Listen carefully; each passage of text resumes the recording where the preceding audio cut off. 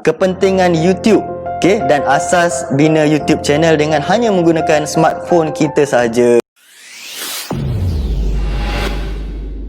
Okay, macam mana nak buat YouTube channel ni percuma ataupun berbayar? Mungkin masih ramai lagi yang belum tahu macam mana kita nak create YouTube channel kita. Selain daripada Facebook, selain daripada Instagram, semakin hari kita tengok ramai peniaga-peniaga yang menjual produk mereka biasanya daripada Facebook, buat Facebook Live, Instagram Live. Ramai juga yang mula menjinak-jinak untuk membuat video pasaran, buat marketing, okay, menjual produk dengan menggunakan platform YouTube channel ni. Kat sini, okay, peniaga-peniaga, master stockist, mobile stockist, agent, Cik No, dan tak lupa juga kepada dropship Cik No, yang mana selalu buat marketing dengan menggunakan video. Perlu tak kita upload video yang kita upload dekat Facebook dan IG tu? Perlu tak kita upload juga di platform YouTube ni? Yang pertama adalah YouTube ni merupakan search engine yang kedua terbesar di dunia selepas Google. Okay, contohlah let's say dekat sesi minyak nak pump tayar. Okay, anda tanya pula macam mana nak pump tayar kat kawan kan? Mesti member tu akan cakap, kau pergilah Google, kau pergilah tengok YouTube video macam mana nak pump tayar. Ini menunjukkan bahawa YouTube ni sangat-sangat commercial. Okay, selepas Google ni, history dan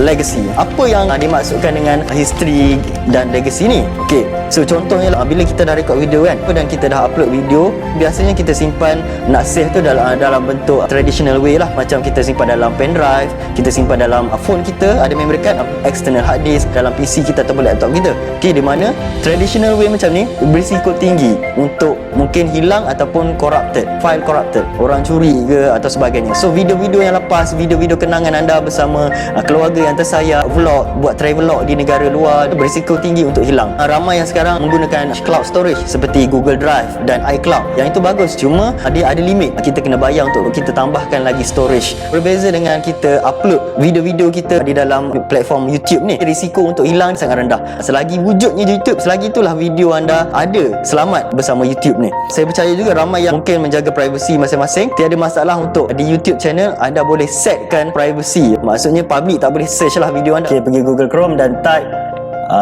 kita kena create Gmail dulu. Okay, kita kena create Gmail account. Okay, type je create Gmail dekat Google tu. Okay, link kat atas sekali anda klik sahaja di situ.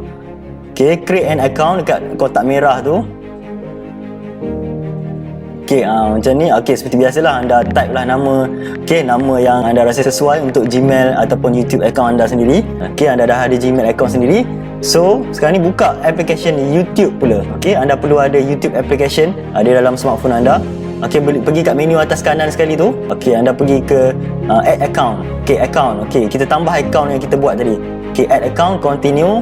Alright, so anda tulis balik email yang anda baru sahaja create tadi. Okay, email Gmail. Okay, so sekarang ni anda dah ada YouTube channel, tetapi untuk aktifkan anda perlu tekan kanan sekali tu. Okay, pergi ke your channel. Okay, dekat option kat bawah tu nombor 2, your channel. Okay, sekarang ni use YouTube as, okay, nama username kita lah, Syazwan Test contohnya, dan tekan create channel.